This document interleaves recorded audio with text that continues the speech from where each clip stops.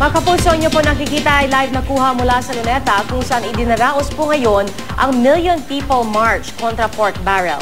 Maagang nagtipo naman nakikisa sa malawakang rally laban sa Priority Development Assistance Fund o PDAF.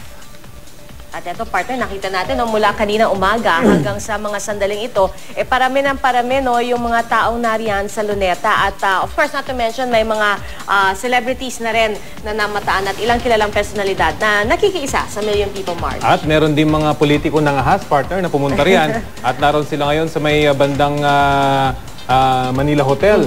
At ayon sa PNP, as of 10 o'clock kanina, kung aking natatandaan, ang sinasabi nila, nasa humigit kumulang 70,000 na raw yung crowd estimate nila. Diyan lamang sa harap ng Quirino Grandstand sa may Luneta. Pero alam naman natin, partner, na marami pa nandun sa may statwa ni Jose Rizal across nung Quirino Grandstand area. And of course, dahil hanggang alas 2 nga ito ng hapon, expected at holiday ngayon, expected na baka lalo pang dumami yung mga taong nariyan. At gaya ng mga reports na napapakinggan natin at napapanood natin mula kanina, ay walang iisang programa para dun sa mga nariyan. At ang nababanggit nga ng mga reporters natin kanina pa dyan, may kanya-kanyang programa yata, yung iba't ibang mga grupo. May mga maliliit silang mga system kung saan nagpapahayag sila ng kanilang mga damdamin sa kanilang mga kasamahan. At yun ang isa sa pinaka-wide na shot na ating makukuha dyan mismo sa may harapan nitong grandstand. At bagamat may mga patsi-patsi nga nung harapan ng grandstand na walang tao, nabanggit kanina ni Howie na ito yung medyo maputik na lugar. Alam naman natin na mula pa kagabi medyo umuulan-ulan.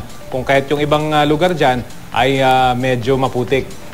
Nako, actually alam mo, yung inisip ko, Rafi, parang hindi ko alam kung mas okay ba yung talagang tirik na tirik ang araw. Kasi pag ganun talagang napakainit at yun yung mga instances na may makikita tayo yung mga nahihilo na siguro, o lalo na pagsiksikan, diba?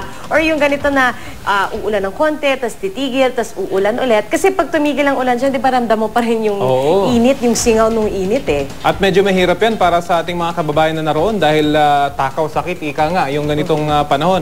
At nababanggit nga kanina, medyo sumisikat pa unti-unti yung araw, medyo iinit, tapos aambon na naman. Pero ito, Rafi, yun yung kanilang kinakaharap ngayon, partner. Oo. Ito rin yung mga imahe na nakikita natin mula na mag-umpisa itong Million People March, yung mga may dalang mga watawat ng Pilipinas, parang simbolo ng kanilang nasyonalismo.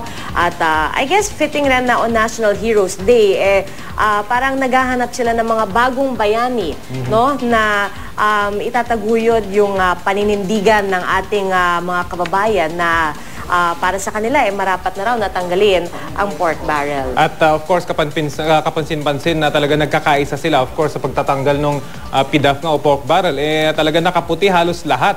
Mangilan-ngilan lamang yung makikita mong ibang kulay dahil ito na rin ang naging panawagan nung nag-organisa nitong ang Million People March para naman ipahayag at ipakita na talaga nagkakaisa ang lahat laban nga sa PDAF.